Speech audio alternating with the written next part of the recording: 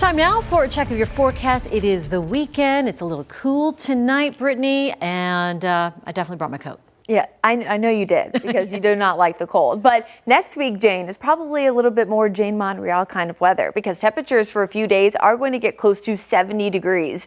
Very significant pattern flip once again back into those 70s, but this time doesn't look like they're going to come with any records. Temperatures out there right now, folks, 44 degrees, but it feels closer to 40 since winds are still out there and light. It can see the city a lot better now than we could earlier this morning, because that fog, those areas of drizzle starting to wrap up. If you're going out this evening for any outdoor plans that you really don't want to see rain, I would have a jacket and umbrella handy just in case, because with some of these cloudy sky conditions lingering, we oftentimes again do still have those areas of drizzle. I'd say until about 11 p.m. and then you're pretty much good to go overnight. Sky conditions clear. It'll be a colder start to the day on Sunday. We'll be in the mid 30s, but again, thankfully we won't be dealing with the wedge tomorrow. We are going to see sunshine return and even a few peaks of sunshine just before sunset this evening. So again, it wasn't necessarily a great day, but it certainly could have been worse. Temperatures again across the board in the mid 30s out there tonight. It is going to be on the colder side from the Charlotte area all the way up toward the mountains. Not a lot of moisture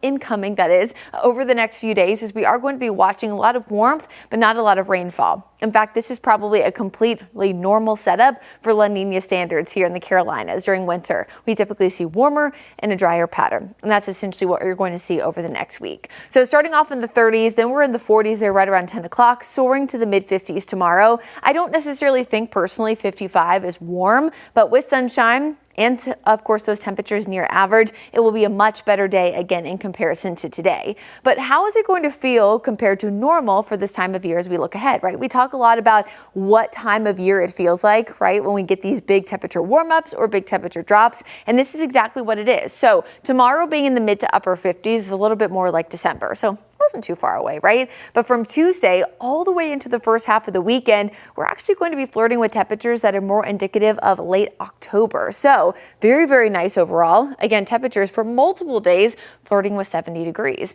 and with a small chance of rain too. So it's not going to be a widespread rain in 70. It's going to be a few spotty showers in 70, which is much more comfortable.